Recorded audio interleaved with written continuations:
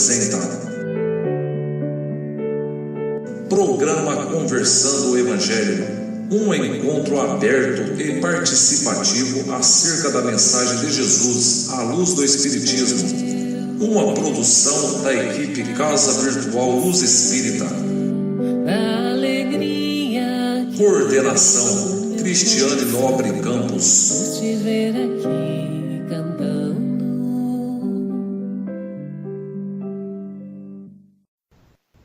Boa noite, queridos amigos, com muita alegria no coração e disposição em estarmos mais uma vez juntos para aprender, né?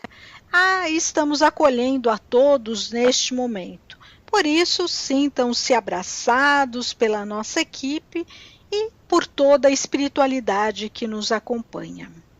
Hoje o nosso Conversando o Evangelho está contando com a presença da Cris Pereira, o Devanir, o Dr. Joel, a Magda, a Poliana, a Rita e eu, a Cris, que estaremos fazendo as leituras e comentários. Nosso tema hoje é bastante interessante, vamos trabalhar o conceito de salvação e de caridade, com base no capítulo 15 do Evangelho segundo o Espiritismo, fora da caridade não há salvação. O trecho do Evangelho será o trecho do Bom Samaritano. Vamos refletir bastante sobre o significado dessa parábola em nossa vida. Portanto, vamos neste momento serenando as nossas mentes, deixando que nosso pensamento se eleve e encontre o Pai. Vamos nos sintonizando com os nossos mentores, com os amigos da Colônia Espiritual Maria de Nazaré e tantos outros espíritos encarnados e desencarnados que neste momento nos acompanham. Pedimos então a permissão ao Criador para dar início ao nosso encontro de hoje, com a prece de abertura que será feita pela Rita. Boa noite. Neste momento, vamos serenando a nossa mente, acalmando o nosso coração e vamos sentindo o amor do nosso Mestre Jesus emanando muita luz. Vamos nesse momento também pedir ao Mestre Jesus que visite os orfanatos, as penitenciárias, os hospitais, as pessoas que estão nas ruas e aquelas que se encontram envolvidas em seus pensamentos confusos. Que o Mestre Jesus possa dar o conforto, o alívio, de acordo com o merecimento de cada um. Enfim, que a falange de Maria de Nazaré nos acompanhe neste estudo, nos amparando, tanto encarnados como desencarnados, para que possamos juntos aprender os ensinamentos do Mestre Jesus nesse mês. Que assim seja. Amém. Aproveitamos neste momento também, após essa prece que a Rita nos fez, que coloquemos um copo com água para que os espíritos que aqui se encontram, os benfeitores espirituais, possam fluidificá-las para nós, nos trazendo os nutrientes necessários tanto para o nosso corpo físico quanto o nosso corpo espiritual. Que assim seja. Então, neste momento, vamos pedir a Magda que faça a leitura do trecho do Evangelho de hoje. Então, levantando-se, disse-lhe um doutor da lei para o tentar: Mestre, que preciso fazer para possuir a vida eterna? Respondeu-lhe Jesus: Que é o que está escrito na lei? Que é o que lês nela? E ele respondeu: Amarás o Senhor teu Deus de todo o coração, de toda a tua alma, com todas as tuas forças e de todo o teu espírito, e a teu próximo como a ti mesmo. Disse-lhe Jesus: Respondeste muito bem, faze isso e viverás. O homem, querendo parecer que era um justo, disse a Jesus: Quem é o meu próximo? Jesus, tomando a palavra, lhe diz: Um homem que descia de Jerusalém para Jericó, caiu em poder de ladrões que o despojaram, cobriram de ferimentos e se foram, deixando-o semi-morto. Aconteceu em seguida que um sacerdote, descendo pelo mesmo caminho, o viu e passou adiante. Um levita que também veio àquele lugar, tendo observado, passou igualmente adiante. Mas um samaritano que viajava, chegando ao lugar onde jazia aquele homem e tendo-o visto, foi tocado de compaixão. Aproximou-se dele, deitou-lhe óleo e vinho nas feridas e as pensou. Depois, pondo-o no seu cavalo, levou-o a uma hospedaria e cuidou dele. No dia seguinte, tirou 2 denários e os deu ao hospedeiro, dizendo: trata muito bem deste homem, e tudo o que despenderes a mais eu te pagarei quando regressar. Qual destes 3 te parece ter sido próximo daquele que caíra em poder dos ladrões? O doutor respondeu: aquele que usou de misericórdia para com ele. Então vai, diz Jesus, e faz o mesmo. Lucas, capítulo 10, versículo 25 a 37. Bem, antes de iniciar os nossos questionamentos, a forma como a gente vai proceder, eu acho interessante trazer para vocês o contexto em que Jesus conta essa parábola. Por quê? Quando a gente não analisa somente aquele trecho que o Evangelho segundo o Espiritismo nos traz, mas a gente vai buscar esse trecho no Evangelho, mesmo no Novo Testamento, a gente analisa alguns capítulos antes para entender o contexto, de forma que a gente possa entender um pouquinho mais por que Jesus falou e para quem que ele fala. Então, dentro disso, se a gente for procurar lá em Lucas, no finalzinho do capítulo 9 até o capítulo 25, ele vai narrar, na verdade, toda essa, digamos assim, essa peregrinação de Jesus até a Jerusalém, passando pela Samaria. E esse período, na verdade, quando Jesus vai contar isso, ele estava reunido com os discípulos e já era, na verdade, estava se aproximando a época da Páscoa. Então, Jesus diz a seus discípulos que ele precisava ir a Jerusalém passando pela Samaria. O fato não chama tanta atenção dos discípulos porque era costume, era tradição que todos os homens que pudessem nessa época deveriam fazer a peregrinação a Jerusalém.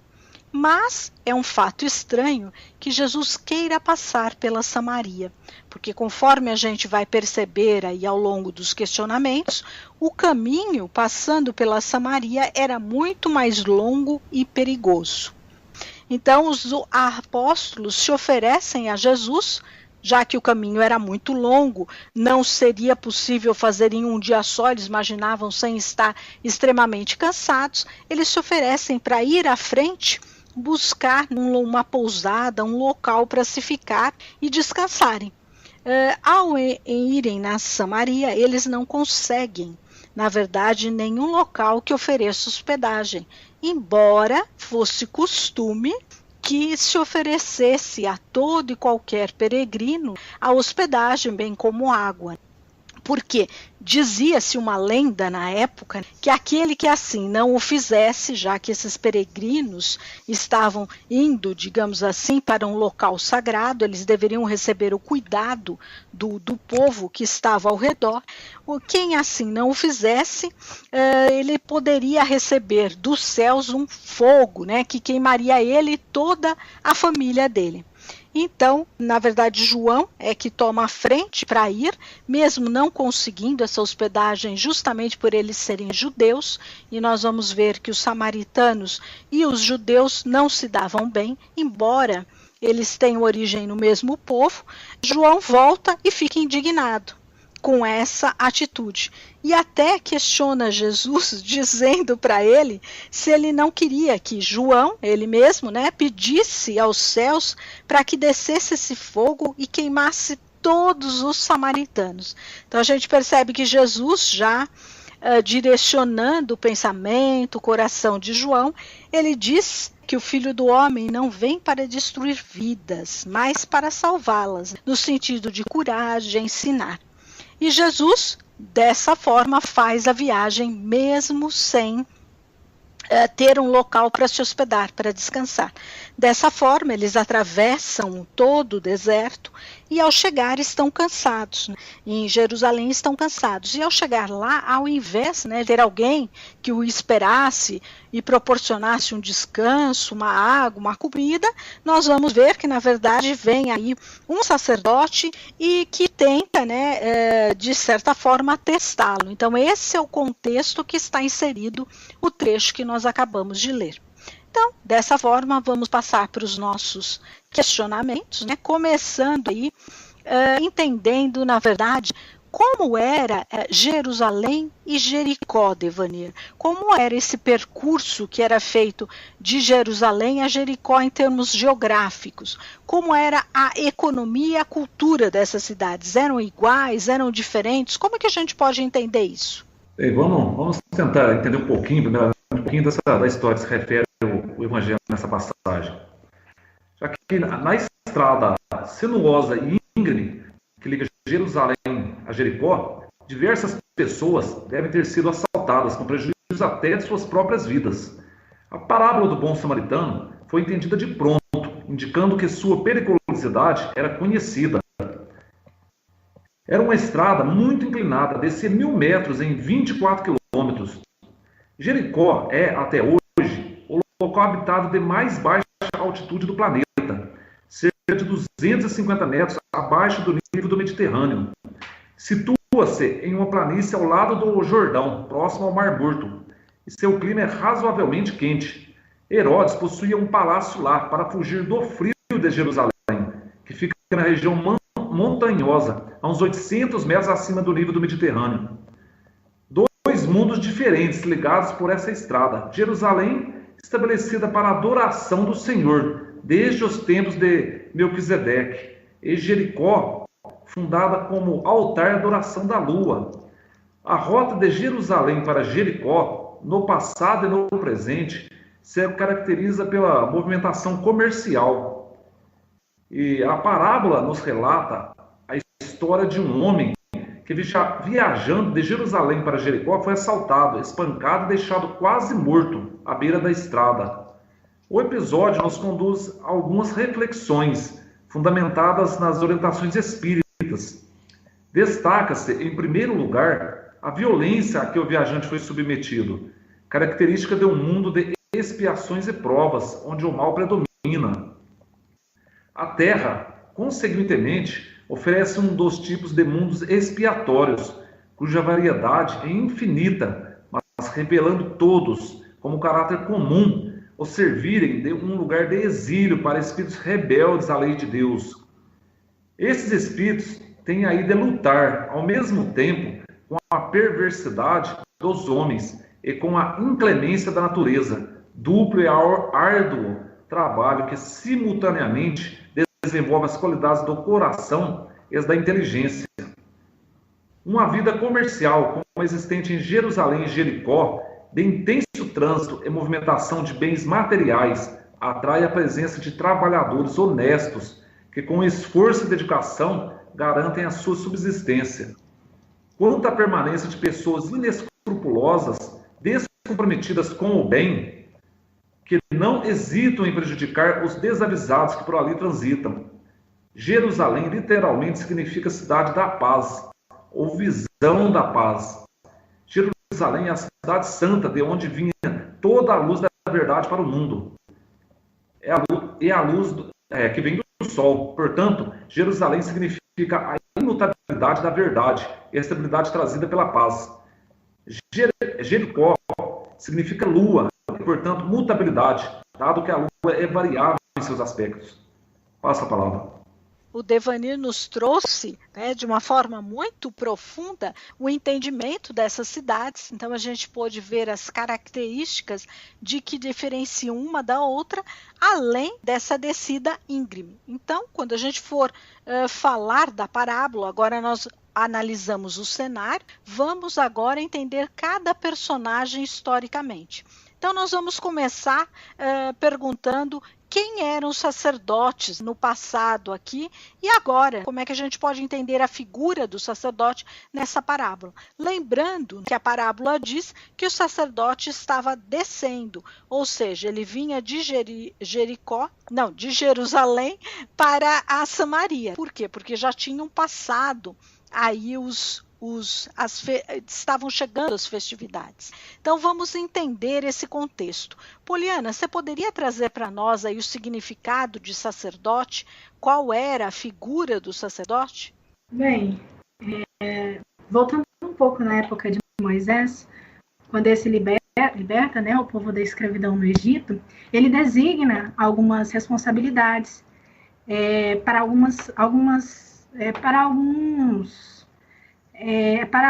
de suas linhagens, né? Então, os sacerdotes eram os descendentes de Araão, irmão de Moisés, enquanto que os levitas eram os demais membros da tribo de Levi, que também foram designados com a responsabilidade de arcar com essa questão da religião. Todos esses personagens eram pessoas responsáveis justamente para tratar da religião, pessoas que teoricamente seguiriam as leis de Deus e trariam todo esse arcabouço teórico, esse arcabouço religioso para as demais pessoas. Então, o sacerdote, ele é uma autoridade, ele é um ministro religioso que recebe, que é incumbido de dirigir ou participar, né, e criar, né, os rituais sagrados de uma determinada religião. Então, nós vemos que o sacerdote ele tem autoridade, ele tem poder para realizar os ritos e criar mesmo toda essa organização do que vem a ser a religião. Então, naquela época, os sacerdotes exerciam essas funções e hoje nós vemos que os sacerdotes também exercem as mesmas funções, só que hoje a gente vê na figura, por exemplo, do padre, né, dos bispos, a figura maior da Igreja Católica, que seria o Papa, nós vemos a figura do sacerdote em outras religiões, como o dos anciões, dos Testemunhas de Jeová, e por aí vai. Então, o sacerdote hoje, como antes, são pessoas dotadas do conhecimento e do poder, entre aspas, de trabalhar e tratar teoricamente, com o maior conhecimento da religião. A Poliana nos trouxe muito bem o entendimento do que seria esse sacerdote. Devanir, você teria alguma coisa para colocar, para acrescentar? Não teria não, ficou muito completa a resposta. Então vamos ver se o professor Joel, as meninas já se pronunciaram dizendo que não tem nada, vamos ver se o professor Joel tem alguma coisa para colocar. Olha, eu acho que é importante pormos em evidência a visão superior do nosso Divino Mestre, que não só conhecia o passado da Terra, o trajeto evolutivo da humanidade, mas também usou de maneira genial o presente, naquela época, que comporta ser usado como referencial no presente atual. Porque realmente nós estamos vivendo uma época na qual os fatos, eu diria que com muita sabedoria analisados por Cristo, estão se verificando de novo. Até mesmo em termos de maldade, em nome das religiões. Então, Cristo foi um gênio, assim, maravilhoso. Bom, ele foi o espírito mais evoluído que veio à Terra. Então, percebam, meus irmãos, a atualidade que existe em todos os períodos da humanidade, quando tomamos em conta os fatos históricos que caracterizam o nosso passado, tenebroso, eu poderia dizer, e que continuam acontecendo porque nós, tendo como espíritos idades diferentes, somos levados muitas vezes à prática das transgressões contra as leis divinas. Então, Cristo deixou seus ensinamentos que serviram para o passado, foram imprescindíveis, embora a humanidade, nós, espíritos do passado, não entendêssemos, servem para o presente e serve como meio de análise para que possamos ter até mesmo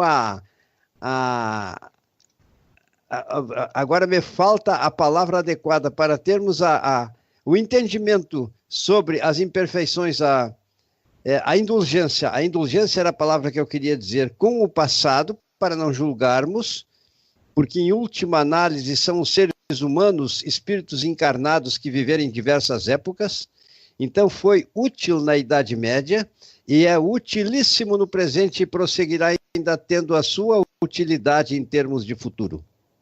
E se fizéssemos uma análise mais profunda, relacionada com a migração e transmigrações das entidades espirituais nas moradas da casa do Pai, iríamos também ali achar correlações que serviriam, né, como fatos que mostrariam ainda e deixariam num esplendor magnífico a sabedoria do Divino Mestre. Eu acho que nós deveríamos pôr em evidência principalmente esses fatos, claro que todos eles belamente embasados, meus irmãos, é preciso que eu diga, nos fatos históricos que foram tão bem pesquisados e que naquele tempo apresentavam uma correlação com a sociedade da época. E nos tempos atuais ainda temos correlações várias nestes campos de miséria das grandes metrópoles onde vivemos, e tantas problemáticas dessa natureza são divulgados como no passado acontecia, e talvez em proporções piores, pelos adeptos das crenças e pela sociedade do presente. Aqui esgotam-se os recursos. Eu acho que essas considerações precisariam ser feitas, devem ser feitas, com colaboração para o brilhantismo das exposições que fizeram nossos irmãos que nos antecederam. Com a palavra, minha irmã. Muito bom o que o senhor nos trouxe, professor Joel, complementando, né, os fatos históricos, trazendo para os dias atuais e fazendo o link, na verdade, com a nossa doutrina, né, com a doutrina espírita. E só relembrando, dentro da tradição aqui dos sacerdotes, na verdade, chama a atenção também o fato de que eles conheciam a lei, conheciam a Torá, no caso, que era naquela época. Hoje também nós temos as pessoas, sacerdotes, como podemos dizer, ministros, enfim, pessoas ligadas de outras religiões que também detêm o conhecimento da lei, que seria, agora a lei, nós chamamos do Evangelho, a lei que Jesus traz com seus ensinamentos. E dentro da doutrina espírita, todos nós somos convidados e temos a responsabilidade de ter também o conhecimento da doutrina espírita e do Evangelho de Jesus. Então, todos nós também somos convidados a sermos o sacerdote no sentido de ter a responsabilidade, né, de estar divulgando esses conhecimentos. Naquela época a gente vê pela atitude do sacerdote dentro da parábola que ele, na verdade, ele não pensa muito naquele que está caído, a atitude dele é mais voltada consigo mesmo. Mas vamos deixar essas análises, né, para o próximo questionamento. Então, dando continuidade, a gente pergunta para o Devanir, quem eram os sacerdotes? Agora eu pergunto, quem eram e são os ladrões retratados na parábola? Bem, primeiramente, vamos entender que a estrada entre Jerusalém e Jericó estava situada num vale rochoso e perigoso, e era frequentada por ladrões e assaltantes, portanto não oferecia segurança aos viajantes. Sacerdotes e levitas, graças à sua vocação religiosa, nunca eram molestados pelos ladrões. E por causa de seus atos de violência, fizeram com que aquela região selvagem recebesse o nome, se eu não estou errado na tradução, Adumim, ou passagem de sangue. Segundo as histórias narradas da época, um pouco antes de Cristo haver narrado essa parábola, Herodes dispensara 40 mil trabalhadores do templo, e muitos deles se tornaram assaltantes de estradas, corruptos, e tinham a seu favor os lugares que ofereciam condições para se esconderem, e as ruas fechadas das estradas, para os ajudarem em seus saques diabólicos. Então foi por essa estrada infestada de ladrões que um homem viajava e descia de Jerusalém para Jericó, não sabendo quem ele era, provavelmente um mercador judeu. Talvez tivesse acontecido um ato de violência como aquele recentemente, e nosso Senhor Jesus, ao tomar conhecimento disso, ousou com um grande resultado. Eu passo a palavra para alguém completar ainda melhor. Poxa, Devanir, você colocou tão bem que eu não sei se alguém tem alguma coisa a complementar. Eu não teria nada. Professor Joel, o senhor tem alguma coisa para acrescentar?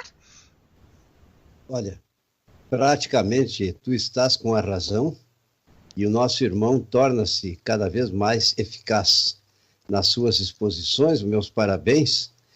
Agora, é importante percebermos que nem todos aqueles que na hierarquia religiosa do passado pregavam suas verdades eram praticantes dessas verdades. Ou até mesmo por seguirem o mosaísmo, que era o pensamento dominante dos judeus, ou hebreus, seja lá a designação que a gente atribua, referimos-nos ao mesmo povo, eles eram muito primitivos.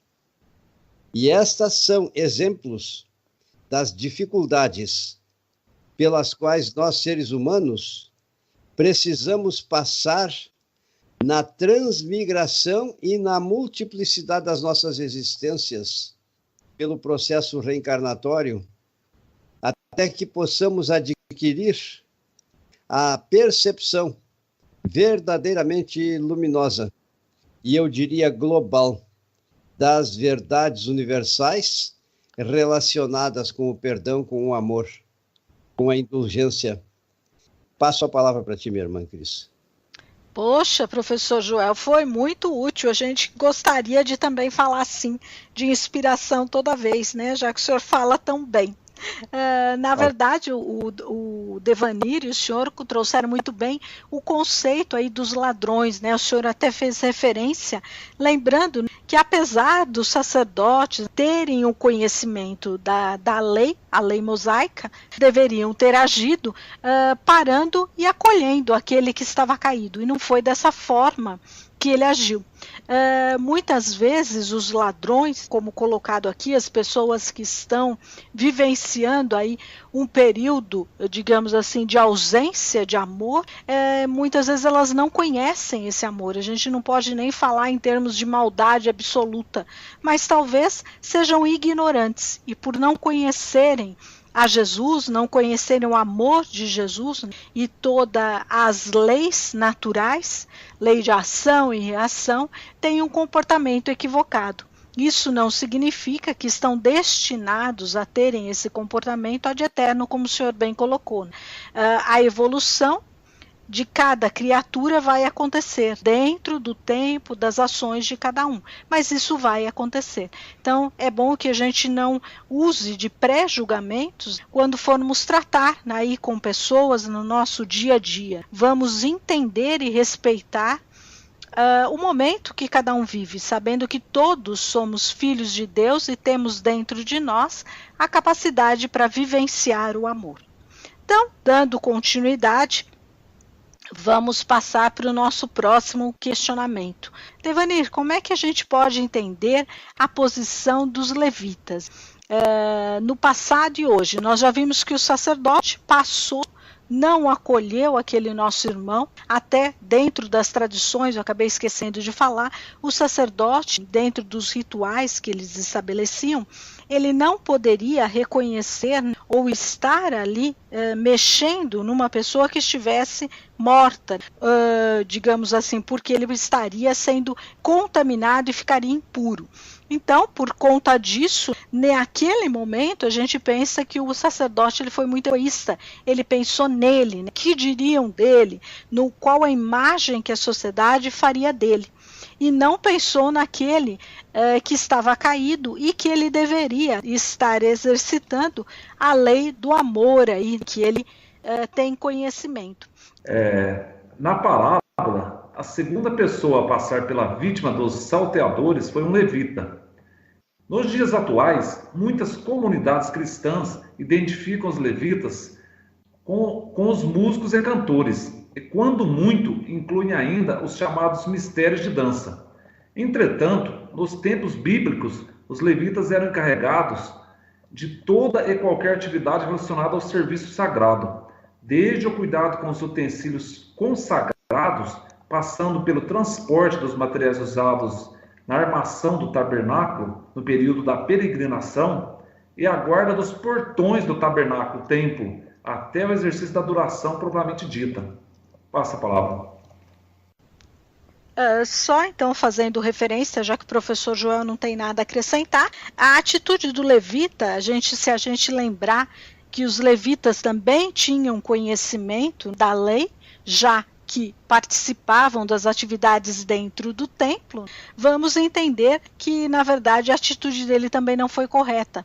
Talvez até por ver, né, o exemplo do sacerdote, talvez ele tenha agido da mesma forma. Então fica aqui o questionamento para nós. Nós nos dizemos espíritas, nós vamos para a casa espírita ou mesmo na Cavilha, nossa casa virtual, e a gente tem o conhecimento da doutrina. Será que muitas vezes as nossas atitudes no dia a dia condizem com os ensinamentos que nós temos?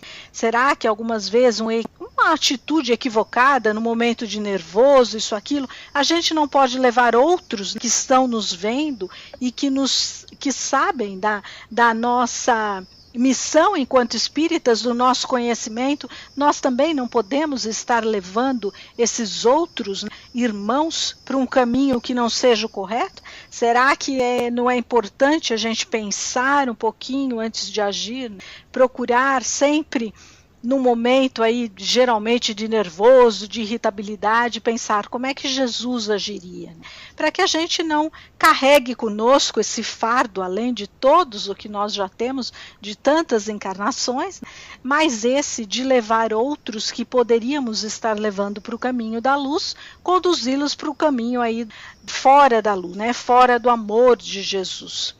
Então, para finalizar aqui, quem seriam os samaritanos na parábola e quem seriam os samaritanos hoje? Qual é o ensinamento que a gente tem?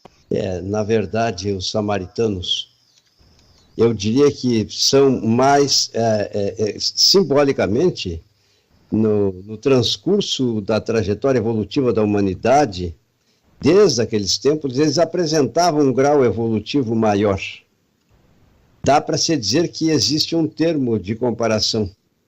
Os católicos estão para os samaritanos, ou melhor, os católicos estão para os protestantes, como os samaritanos estavam para o judaísmo. Por isso eles viviam separados. Eles procuravam praticar de maneira mais, eu diria, eficiente as normas e os ensinamentos possivelmente contidos no judaísmo, e que eram professados pelos componentes do Sinédrio, mas nem sempre por todos eram praticados. Mas eles primavam, eles procuravam seguir os ensinamentos relacionados com o Decálogo, porque, na verdade, embora a parábola de Cristo houvesse apresentado para definir a atitude comportamental das tribos de Jacó, nós temos que sempre existe no estudo comparativo aqueles que se destacam e que se tornaram diferentes, né? Os de Samaria eram mais evoluídos do que os outros, mas seguiam nas bases os ensinamentos professados por Moisés. E, na verdade, então, eles eram mais perfeitos, eu diria. Eles procuravam amar ao próximo realmente, porque no Decálogo encontramos em diversas passagens o amor ao próximo e o amor a Deus, e eles procuravam seguir essa prática. E outros das tribos de Judá não seguiam esta prática sempre. Tanto que a história da humanidade revela, nas ocorrências verificadas, a comprovação desses fatos, não entrando em detalhes. Então, para mim, os samaritanos eram, eu diria, no exemplo de Cristo, aqueles que correspondiam às necessidades evolutivas divinas como exemplo para os outros. Isso que eu posso dizer, viu? É interessante isso que o professor Joel falou, porque realmente nos exemplos que Jesus traz, mostra assim, os samaritanos com esse diferencial. Só que lendo, né, alguns textos e fazendo algumas pesquisas, a gente percebe que, de fato, os samaritanos eles são bem diferentes, né, dos judeus. Tanto é que os judeus ortodoxos, eles não consideravam, né, os samaritanos. Eles eram meio que renegados. E em alguns trechos a gente percebe, a gente consegue entender que a Samaria ela foi tornando, ao longo do tempo, um lugar de refúgio para os foragidos da Judéia, né? E esses samaritanos, aos quais o professor Joel chamou de bons, eles recebiam esses refugiados, né? Recebiam criminosos, recebiam os infratores das leis judaicas e acabavam que nesse lugar eles encontravam segurança, né? E isso e outros N fatores políticos, religiosos, causaram diferenças irreconciliáveis, né, entre os judeus e os samaritanos. Tanto é que os judeus consideravam os samaritanos como a pior raça de todas, né? Como quase que não consideravam eles como uma raça humana, por causa desse ódio, dessas rixas. E é interessante a gente ver Jesus pegando o exemplo dos samaritanos para apontar justamente o povo que vocês têm ódio, o povo que vocês escorraçam, que não querem nada com nada, são pessoas que fazem a diferença, né? São pessoas boas também e que muitas das vezes fazem até mais do que os sacerdotes de vocês. Isso é muito interessante a gente pontuar. Passo. Bem interessante, tanto que o professor Joel trouxe, quanto a Poliana, e seguindo aí as reflexões, a gente vai entender que as 12 tribos de Israel, na verdade, elas tiveram uma divisão aí e se separaram em dois polos diferentes. Então, ficaram 10 tribos do norte, que passou a ser chamado de Samaria, e, na verdade, 2 tribos do sul passaram na verdade, ter como capital Jerusalém, a outra teve a Samaria, que passaram a se chamar judeus. Eles eram adversários. Para a gente ter uma ideia mais precisa, a gente imagina que os samaritanos, na época, para os judeus, representassem a mesma coisa que os palestinos representam para o povo judeu. Então, a gente vai perceber aí essa cisão muito grande. E Jesus aproveita muito, Jesus, como sempre, de uma inteligência muito grande, ele se aproveita justamente de que esse sacerdote, que seria a autoridade, que veio não para aprender, mas sim para testar Jesus, ele traz como exemplo justamente alguém que seria o maior inimigo, digamos assim, dele. E também para dar uma lição para os apóstolos, porque se vocês lembrarem, conforme eu contei anteriormente nas passagens de Lucas, a gente vai ver que João, ele se dirige a Samaria, e nem todos são tão bons assim como em qualquer comunidade nós temos as pessoas que estão num grau mais avançado e umas que estão num grau menos avançado, independente de raça, né, de cidade, de região, seja o que for, cada um é um.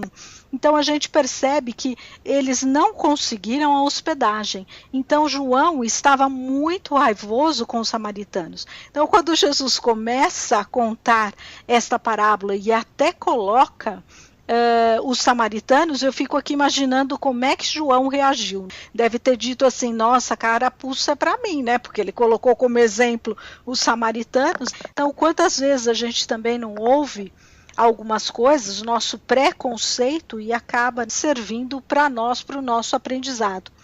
Outro fato interessante a gente ressaltar dentro dos samaritanos e dentro do conceito da parábola é que, na verdade, todos os personagens aqui são identificados, com exceção daquele que caiu, né? Na verdade, a gente não sabe a religião dele, não sabe de que povo que ele era, quem ele era, se tinha posse, se não tinha posse. Por quê? Porque ele estava, na verdade, sem roupa, né? Toda a fisionomia dele deveria estar, digamos assim, comprometida, já que ele foi surrado, como coloca aqui, né? Foi assaltado e estava inconsciente. Então, nem pela forma como ele se expressasse, o samaritano poderia saber se era alguém dentro do povo dele, que ele estaria acolhendo um irmão, ou se, na verdade, seria alguém desconhecido, mostrando esse coração simples, esse amar a Deus realmente sendo colocado em prática. Outro detalhe interessante que a gente tem aqui, logo no comecinho, né, do nosso texto do Evangelho, é que ele traz um mandamento que o próprio sacerdote coloca que o mandamento maior seria amar a Deus, né? É amar a Deus, não basta simplesmente amar o Senhor. Tem que amar a Deus com todo o coração, de toda a alma e com todas as forças do seu espírito. E quando a gente vai analisar isso, né, coração, naquela época, para o povo judeu, significava a sede da inteligência, do raciocínio e sentimento. Para nós, o coração significa sentimento. E dentro dessa inteligência e raciocínio, o coração ele é dividido entre bem e mal. Então, amar a Deus, na verdade, de todo o coração, significava se livrar das paixões, dos apegos e tudo mais, que serve para nós também. Quando fala da alma, amar a Deus de toda a alma, a alma era considerado como para nós, né, a fusão do corpo e do espírito. Então significava o quê? Gestos concretos. O sacerdote diz que ama a Deus, mas ele não se desfez dos seus vícios, ajudando do seu orgulho, da sua vaidade em auxiliar aquele que estava caído. E, na verdade, não também fez um gesto concreto. Por isso que eles tinham necessidade das oferendas, da peregrinação, porque a alma para eles significava você fazer além das palavras. E quantas forças, amar a Deus com todas as suas forças, significava os bens materiais. Então seria colocar os seus bens materiais a serviço de Deus. Se a gente ler novamente o trecho do Evangelho, nós vamos ver aí que o samaritano, ele não só auxilia, né, faz a ação, ele usa o seu lado bom, ele não fica pensando quem era a pessoa, mas ele se coloca em ação e depois ele desembolsa 2 moedas lá para custear o que precisasse da estadia e de cuidados que tivesse com esse. Então nós percebemos que realmente, como a Poliana trouxe, o professor Joel trouxe também, muito bem, o samaritano, ele conseguiu mostrar que ele estava amando a Deus de todas as formas, de coração, de alma e com todas as suas forças. Então fica um chamamento muito grande dessa parábola para nós. E dentro dessa parábola, eu não sei se vocês gostariam de colocar, quem teria alguma coisa para trazer a mais de mensagem, senão a gente vai passar para o próximo, né? Ou seja, o que a gente pode entender de quem é o próximo, né? De que forma eu posso realmente amar a Deus. Eu já coloquei alguma coisa, mas quem gostaria de colocar mais? Nesses termos, pode-se dizer que a humanidade vai galgando os degraus na sua trajetória evolutiva em direção a Deus. E embora muitas vezes pessoas nobres lá no Oriente, vinculadas às suas crenças religiosas, indiretamente também seguem em muitos momentos da sua vida os ensinamentos do Divino Mestre Jesus. Daí, então, dizermos que os ensinamentos que ele nos proporcionou não só servem no Oriente, mas num dia em caráter planetário. Irá, não como religião dominante, mas como uma verdade universal dominante, irá ser admitido nas atitudes comportamentais dos seres humanos até o dia que, neste ecletismo ecumênico, exista o império dos ensinamentos de Cristo e a concretização dos propósitos que justificam a razão de ser de Deus nos ter criados, ou seja, marcharmos em direção a Ele. E os caminhos estão aí, minha irmãzinha. E passo para ti a palavra. Tomara que eu tenha ajudado. Lógico, professor Joel, nós estamos construindo aqui entendimento da parábola. Quem mais tem alguma coisa para se colocar? Magda? Que Jesus critica a falsa religiosidade, que é o ato de apenas ter uma religião, praticar rituais ou aparentar ser uma pessoa que acredita. É hipocrisia, a falsidade. Então ali, na parábola, o sacerdote e o levita, eles deveriam exercitar o seu amor por alguém que precisava, já que tinham conhecimento da vontade de Deus. Provavelmente, já que ninguém estava olhando, eles ignoraram o problema e desviaram o seu caminho, deixando aquele homem ali sofrendo. Mostraram com isso o quão distante eles estavam de um relacionamento sério com Deus e com o próximo. E a inserção do samaritano nessa história mostra que status não vale nada. Os samaritanos tinham status de odiados, de indignos, e os sacerdotes e os levitas eram os santos, mas, no entanto, a atitude de bondade deste samaritano mostra que isso realmente agrada a Deus.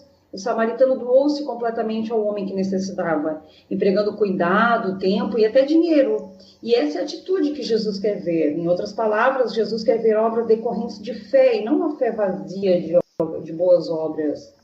Era isso que eu tinha para complementar. Perfeito, Magda, muito bem colocado. Então, já que a gente entendeu essa parábola, nós entendemos quem é o outro, entendemos o que é amar a Deus, eu pergunto, e o que seria a salvação? Como é que a doutrina entende salvação? Porque o tema do nosso capítulo hoje é fora da caridade não há salvação. Como é que a gente entende essa salvação para nós? Será que Jesus já nos salvou? Dá para pensar que não, né, minha irmã? Demo-nos para que não exista na prática e nas análises que acham que Cristo e as suas mãos ensanguentadas e o seu martírio foi a modalidade por meio da qual a inteligência suprema valeu-se para redimir as humanidades do pecado, simbolizado na figura alegórica de Adão e Eva. Então, na verdade, Cristo, para demonstrar as suas verdades, ele chegou ao ponto onde era necessário chegar porque estava entre lobos ferozes. Viveu, transmitiu e demonstrou até os últimos momentos a autenticidade daquilo que ele ensinou e que vai servir sempre como referencial único para acontecer a transformação da humanidade. Porque não existe o pecado no nosso entender de origem e, além do que, Cristo não foi sacrificado como uma exigência divina. Passo para ti a palavra.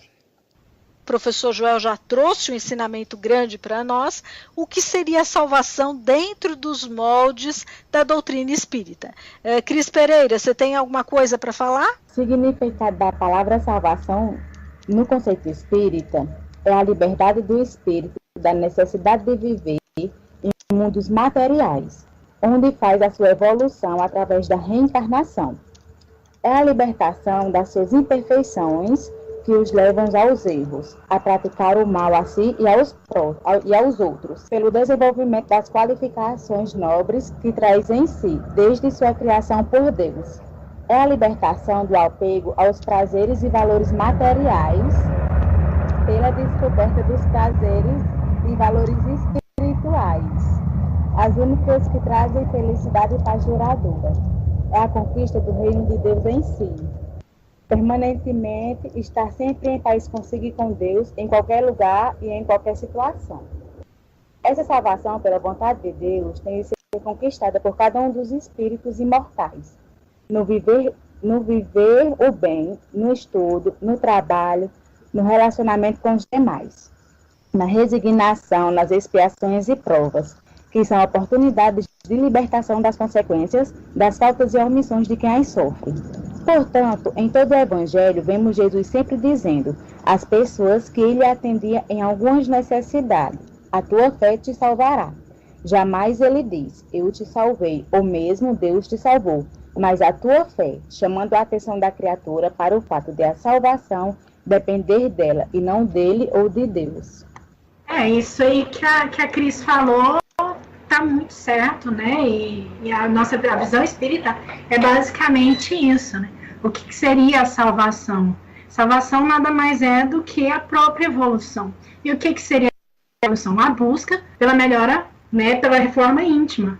Né? Ou seja, é somente por meio dessa reforma íntima que a Cris comentou, que o professor Joel trouxe para nós, é que nós conseguiremos nos salvar, né, do nosso comodismo, da nossa indiferença, da nossa omissão, da descrença, dos vícios, das paixões. Então, somente com a mudança interior, com a mudança de cada um, né, e aí a gente entra com a caridade, que é um dos melhores instrumentos para essa reforma, é que a gente vai obter, entre aspas, a salvação, a evolução espiritual. Essa palavra.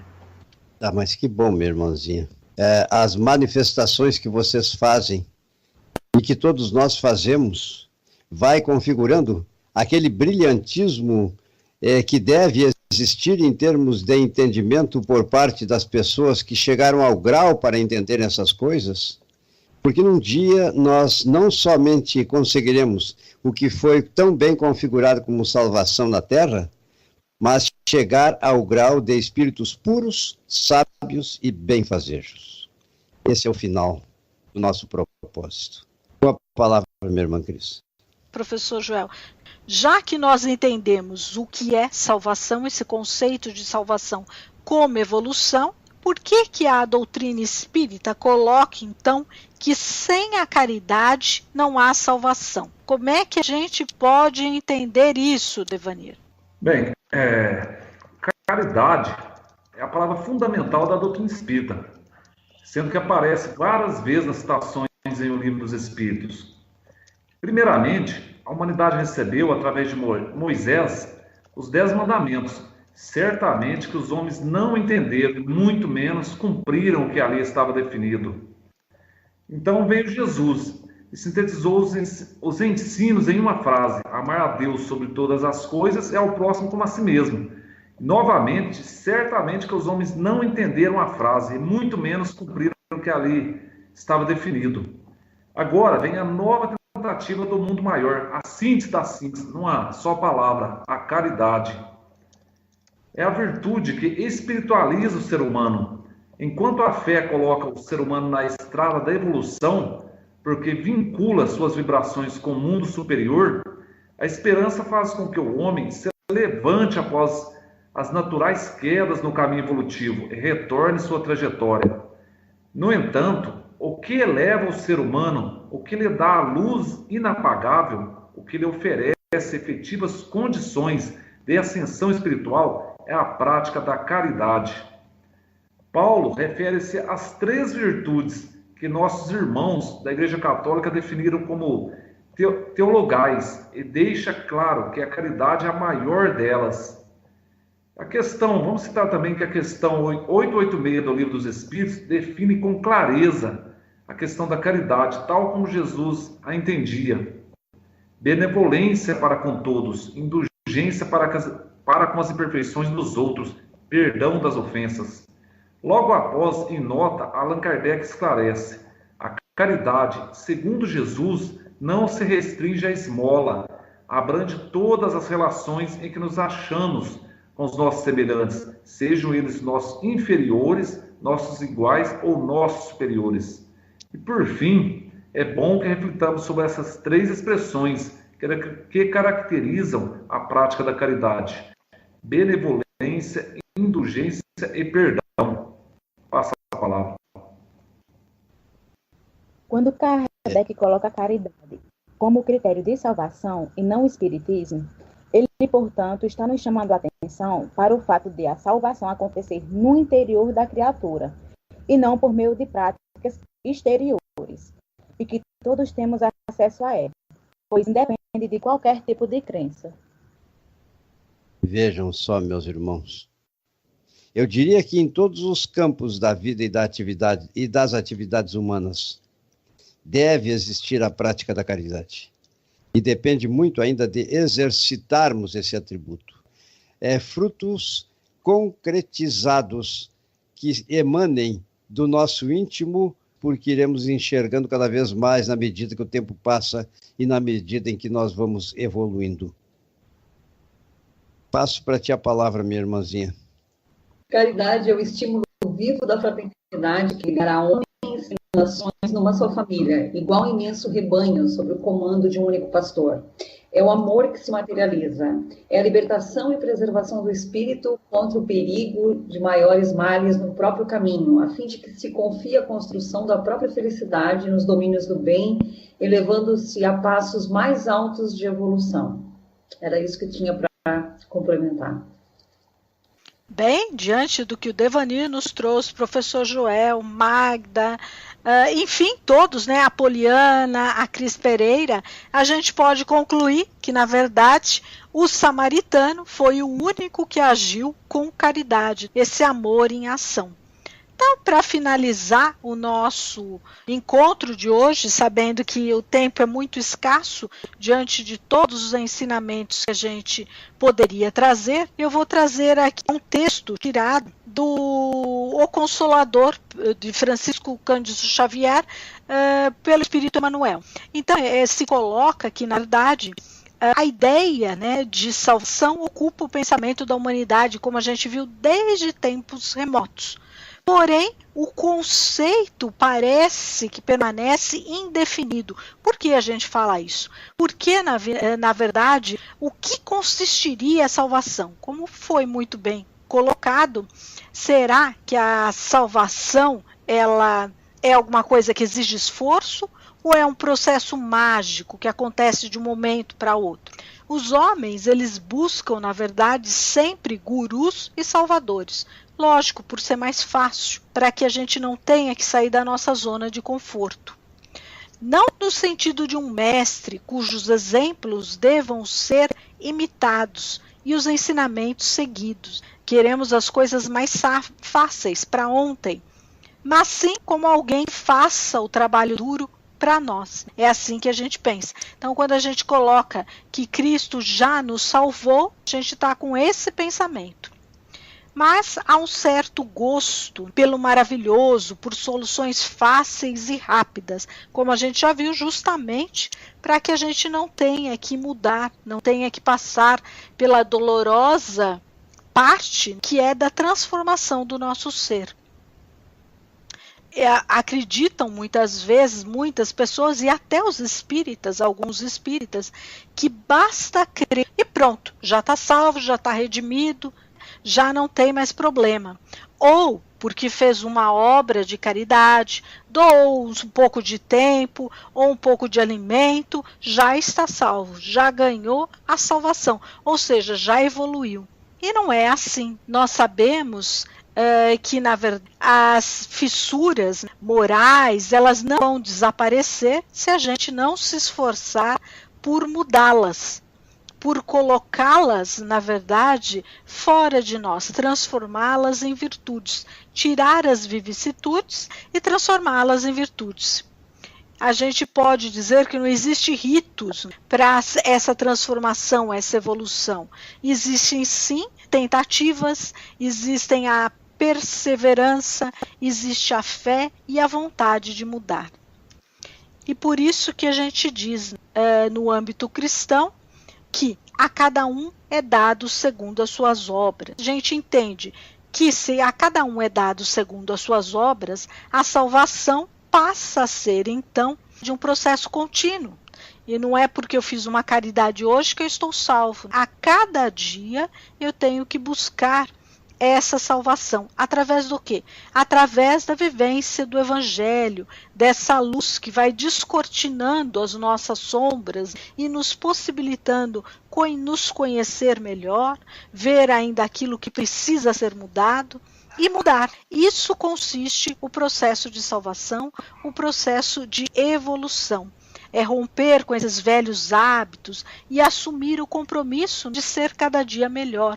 E aí a gente entra com uma frase: ser melhor hoje do que ontem e ser melhor amanhã do que hoje. Então a salvação passa a ser um compromisso que a gente assume conosco mesmo, com a nossa consciência.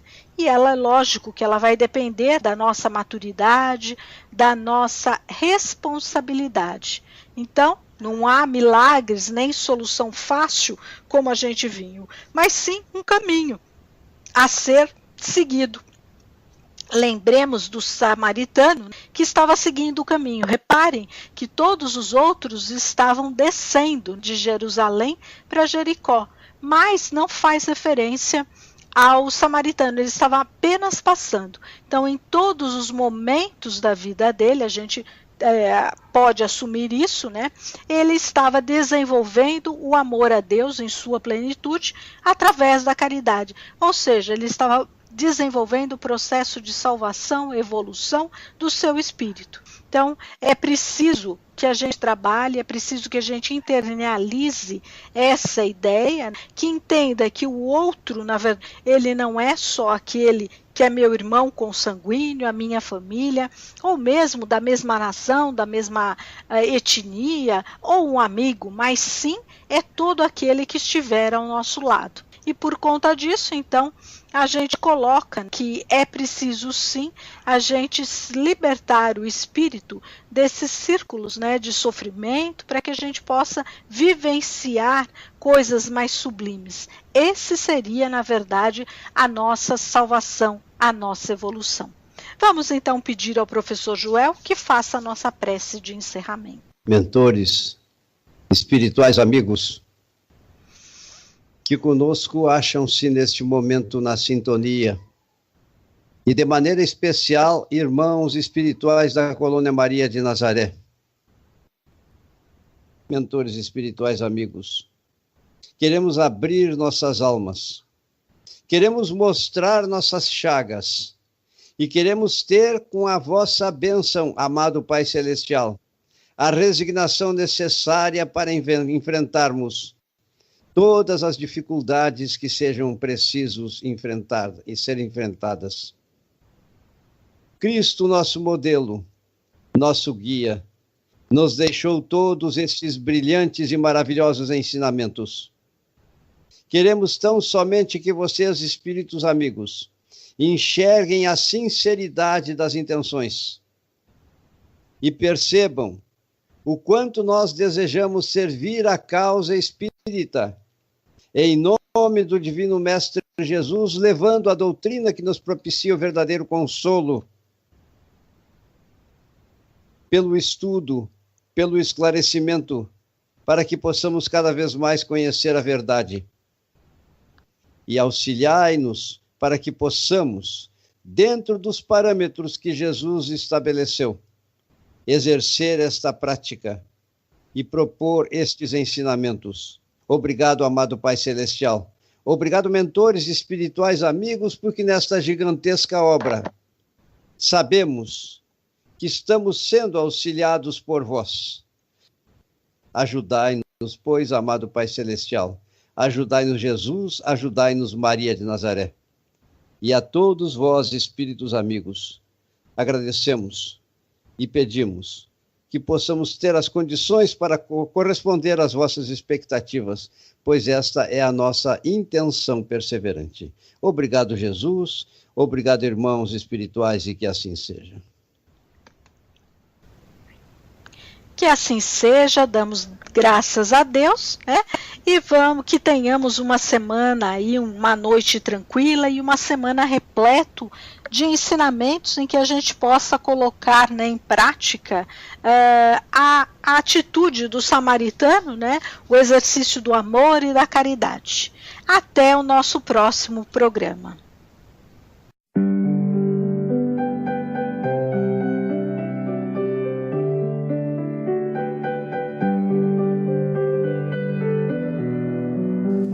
Rádio Cavile apresentou